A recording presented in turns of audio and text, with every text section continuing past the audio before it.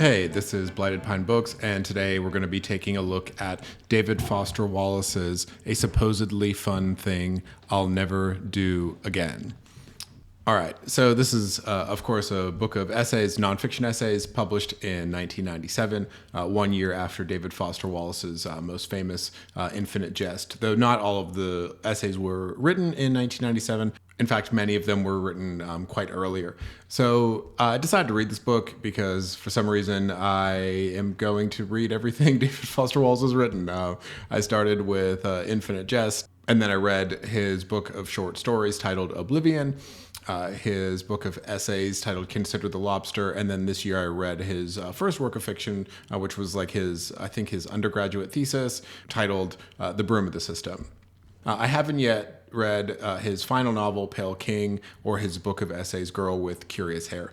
So this is a really interesting work by David Foster Wallace. There's really no central theme to the book or anything. It's just like a smattering of pieces that he wrote for different magazines. I think one was Harper Magazine, and another one was Premiere Magazine. But he was writing for numerous outlets that would pay him sometimes to go and experience something either very American or very bizarre and write about it in his maximalist postmodern style. And so I think that this book is really gonna only interest people that are really David Foster Wallace fans, or people that love the postmodern get every detail style. And in general, I'll say I really enjoyed this book of essays. David Foster Wallace, he's a really funny writer, and so there's a joy in everything that he writes, and his sentences are super bouncy, and he's not a very serious writer, but at the same time he tackles some really serious topics. So what are these essays about? Well, I think I'll just kind of go through the list of what different essays there are in this collection. Let's take a look here. So the first one is called Derivative Sport in Tornado Alley, and that essay, it works more like a piece of narrative nonfiction where he describes what it's like growing up in the Midwest and playing tennis, and his interest in math and tennis kind of coming together, where he looks at the tennis court as kind of like a geometric plane, and he describes tennis from that perspective. I don't know, it's kind of interesting. And then finally, of course, at the end, there's a possible tornado as well. The next essay is titled E Unibus Plorum, Television and U.S. Fiction. And that's a flip on the E Pluribus Unum, out of many one, but rather it's out of one many. And so it's about the American obsession with television. And it's a really good piece of literature that I think should maybe be essential reading for all students of literature, or maybe even all students. It just does such a good job of capturing how easily us as Americans, and really everybody, can become addicted to digital media and entertainment. Though at the time this was written, Americans were spending, I think he says 6 hours a day watching television on average, which I thought was interesting because that kind of mirrors our 6 hours a day on our cell phones in 2024. It's also about the irony of our voyeuristic behavior, in that when we watch TV, we think that we're getting a glimpse into what human beings are like, but in fact we're just really getting a glimpse at what actors are doing, which is doing a very good job at pretending that they're humans and that cameras aren't actually watching them. And so it kind of delves into that whole ironic situation of how we feel we're connecting to other human beings, but in fact there's no real connection being made at all. So yeah, it's just a really good essay about television and our obsession with entertainment, which is one of the main themes that he writes about in Infinite Jest. The next essay is called Getting Away from Already Being Pretty Much Away from It All. Again, kind of humorous title, and it's about David Foster Wallace going to the Indiana State Fair with a childhood friend of his, who's now a mother with kids. And anyhow, they go to the Indiana State Fair together for a number of days, and Foster Wallace writes about this experience in such vivid detail, and he describes, like the kind of stuff you might expect at a state fair, like the excess of food, and so like the ridiculousness of the rides, and like the carnies who work there and their like weird sexism and racism.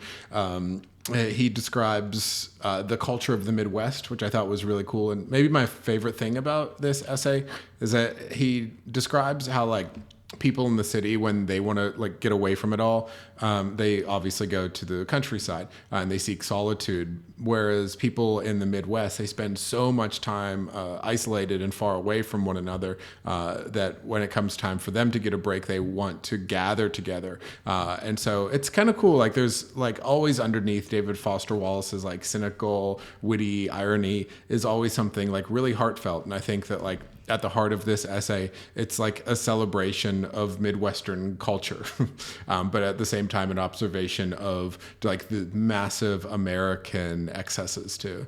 The next essay is titled Greatly Exaggerated, and it's a book review. I haven't read the book, but it's about like postmodernism and the death of the author. And it's something like, I don't know if you've taken any literary criticism courses, but I remember reading like Roland Barthes and Derrida and their kind of perspective on how the author doesn't play a totally significant role in the writing of a novel, but rather like the author doesn't exist, and that a book is really more a product of deterministic forces and societal forces and language and all this. And so this book that David Foster Wallace was reviewing attempts to like kind of like meet more traditional perspective with like the postmodern French perspective. And so it argues that like, yes, there actually is an author, but the author is like also all of these other things like the culture and society and language and all of that. But David Foster Wallace criticizes this because he's like, he says like every noun has an antecedent, right? And so like that when you say the author, you can't be talking about culture, because like when you say the author, you're talking about the author. And he ends the essay, I thought, like really well. And it kind of, I don't know, for me to put to intellectual rest the question of the death of the author. And so this is like the last sentence.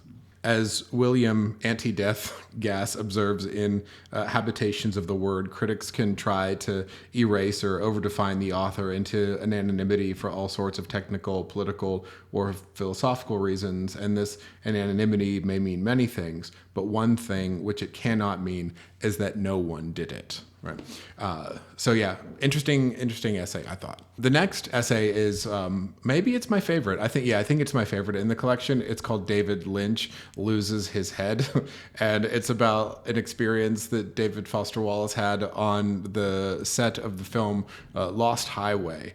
And he spent, I guess, a number of weeks there just kind of observing David Lynch and the film being shot. And, it's also a piece about, Los Angeles and Los Angeles culture from the perspective of a Midwesterner who's, lived in the East Coast for some time.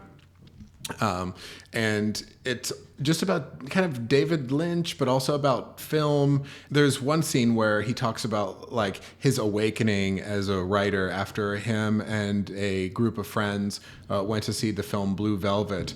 And they went to a cafe, and afterwards they're all sitting around having a conversation, and they like realized that for the first time that like postmodernism, they felt like it was like a style that they had been trying to like do and replicate and emulate, but that David Lynch had created such a style of his own that that's what postmodernism was really all about. And like David Foster Wallace attributes that moment to like his ability to create his own voice and his own style of writing. So pretty cool. I ended up watching Lost Highway, and even though it's not one of David Lynch's most critically acclaimed films, like I really loved the film. And I think like what David Foster Wallace writes about David Lynch in this book is that like people go to the movies generally because they just want to be like entertained.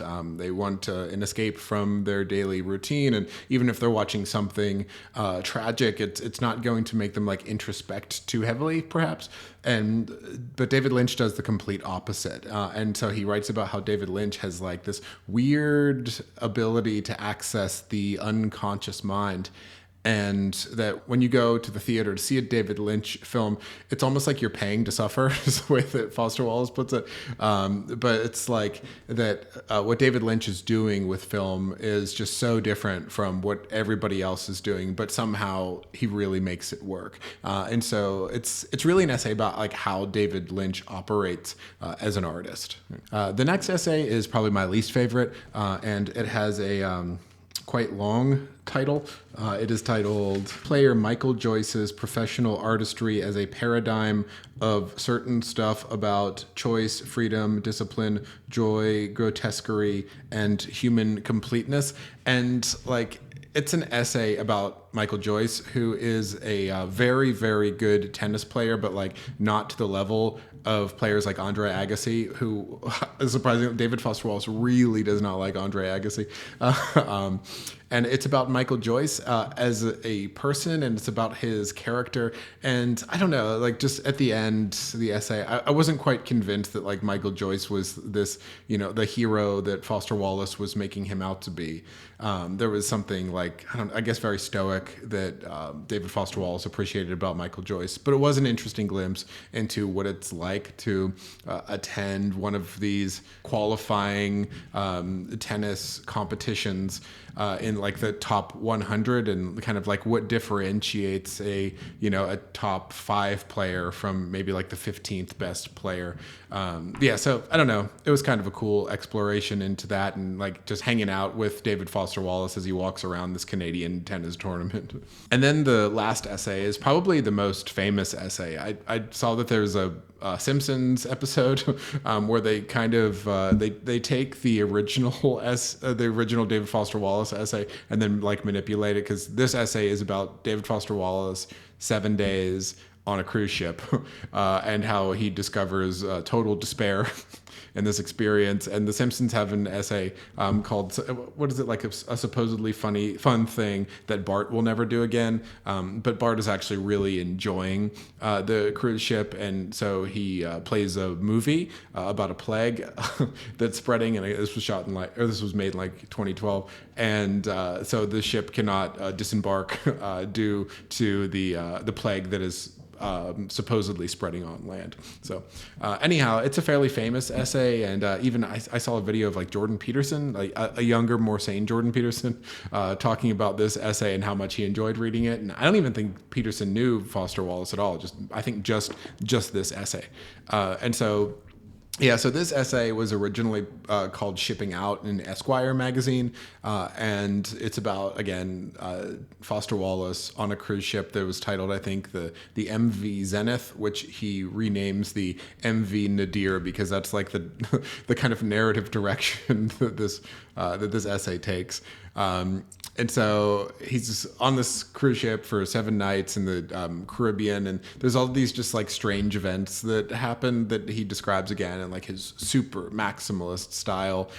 There was like a feud with I think it was the ship's captain, or maybe it was like the head of security, because Foster Wallace, he seems like this really, even as a guy in his 30s, he seems like this very precocious kid, because he was curious to see what would happen if he would like dump a large container of beef au jus, like that, the beef sauce, off the edge of the ship to see if sharks would circle around it. And he asked the captain about it, and the captain looked at him like he was insane. And then Foster Wallace realized that it is kind of insane, because like a cup of beef au jus would just be like a drop in the proverbial bucket of the ocean, and it wouldn't work anyhow. And then also Foster Wallace got super curious about how the toilets and the toilet system on the MV Nadir worked, because apparently there was some major controversy recently when a luxury cruise liner was accused of dumping its waste out at sea, which is illegal. And so Foster Wallace was very curious about how the toilet system worked, and wanted to, see the underbelly of the ship. And the captain thought he was insane. And so Foster Wallace is convinced at a certain point that perhaps the captain is even going to have him sucked down the toilet and disposed of. there is one scene where David Foster Wallace tries skeet shooting for the first time, which sends a number of women on the upper deck screaming as he flails his gun around. A little dangerous there. And also a ping pong competition with the DJ, which is kind of apparently Foster Wallace is like pretty good at ping pong. He loses a chess game to a 9-year-old at one point, and it culminates in this final scene where he's at like a formal dinner, but he decided to not bring a suit because he thought it was like maybe too corny or unnecessary to bring a tuxedo on the ship. But everybody else is dressed up in formal wear, and all Foster Wallace has is like one of those T-shirts with like the tuxedo like cut out on it. And he says that he felt like an idiot. And so he's at this last dinner event, and there is a hypnotist there, and Foster Wallace recounts when he was in middle school how the middle school had a hypnotist present, and Foster Wallace fell under the spell of the hypnotist, but like for a long time, like 4 days. And so he had to like go to the nurse, and his parents came in, and his parents were quite upset with the school. And so anyhow, he had this kind of traumatic experience with hypnotists in the past. And so as he's sitting there and he's watching this hypnotist bring people on stage,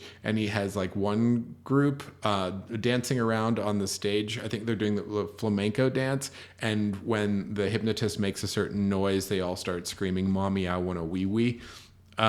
Foster Wallace kind of closes his eyes at this moment so as to not fall under the spell because he's so susceptible, or is afraid he's too susceptible, and he imagines the Nadir out at sea, floating in the darkness like this roving, Christmas tree party in the middle of the sea.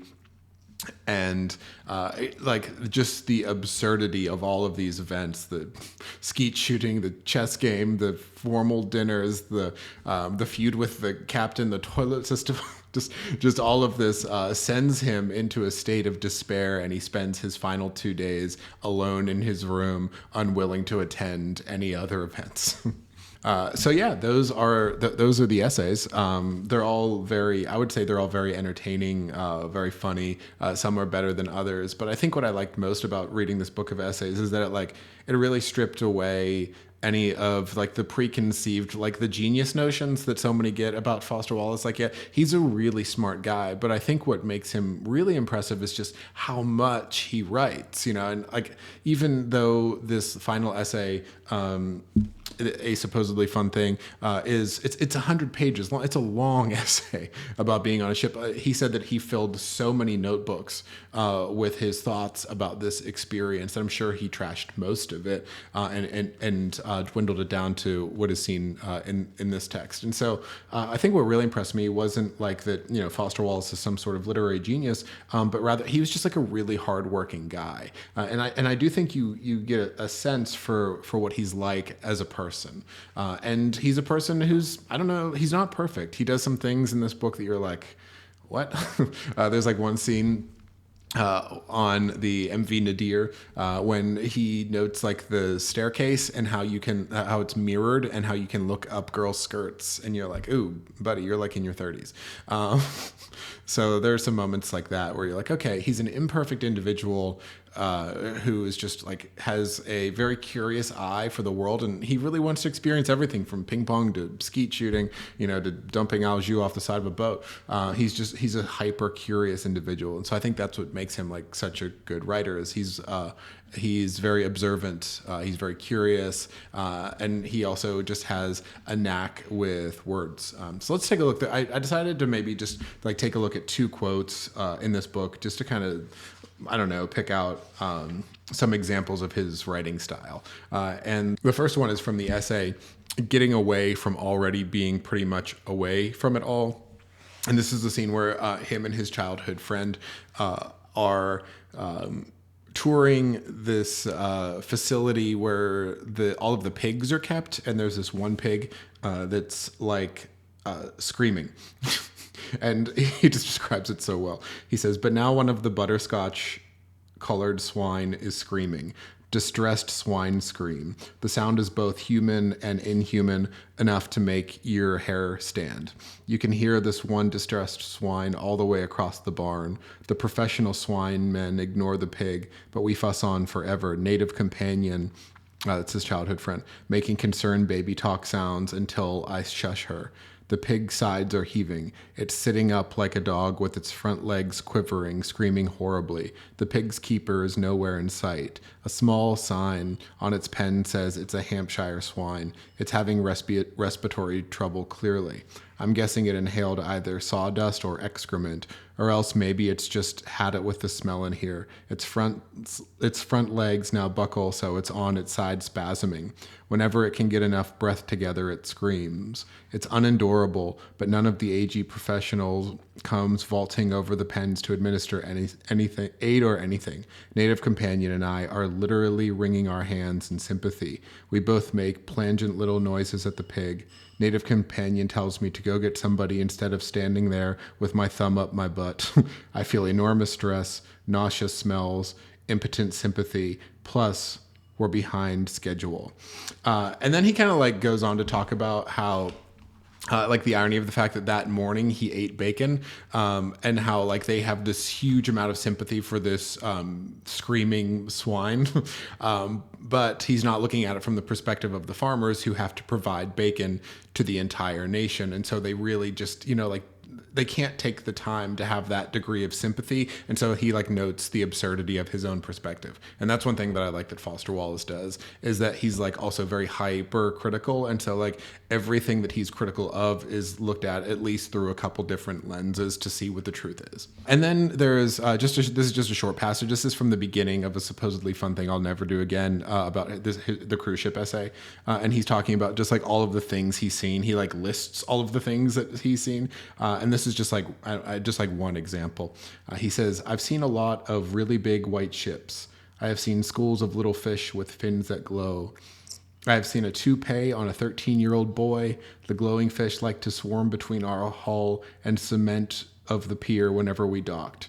I have seen the north coast of Jamaica. I have seen and smelled all 145 cats inside of the Ernest Hemingway residence in Key West, Florida. I now know the difference between straight bingo and prizo, and what it is when a bingo jackpot, quote, snowballs. I have seen camcorders that practically required a dolly. I have seen fluorescent luggage and fluorescent sunglasses and fluorescent pince nez and over 20 different makes of rubber thong. I've heard steel drums and eaten conch fritters and watched a woman in silver lame projectile vomit inside a glass elevator. I have pointed rhythmically at the ceiling to a 2/4 beat of the exact same disco music I hated pointing to the ceiling at in 1977. So again, it's like more of the humorous style stuff, but also just like the like absurd amount of detail. And, I can see how for some, like his over the top, every detail must be included style can like get to a reader. And even, I guess, about halfway through the final essay, you're kind of like, okay, I don't know if I need to know about everything you did on the MV Nadir. So that's the book of essays, a supposedly fun thing I'll never do again. I think if you're interested in Foster Wallace, you should definitely read it. I think if you just want to read a really good book of essays, you should read it. I really liked it. I would say, yeah, I'd say it's great. There are a couple essays that you're like, oh, okay, that's all right. But in the end, I think that Foster Wallace, he's just such a great observer of detail, and he's so willing to, to think about the world in new ways that like it really inspires the reader to do the same. Like even if you're having like a normal, typical, everyday experience, there's so much even in the ordinary that is worthy of our analysis and our curiosity. And this book, I think, tries to get us to see it that way. So yeah, supposedly fun thing I'll never do again. Book of essays by David Foster Wallace. This is Blighted Pine Books. If you'd like, please subscribe. I'd really appreciate it. And yeah, keep reading.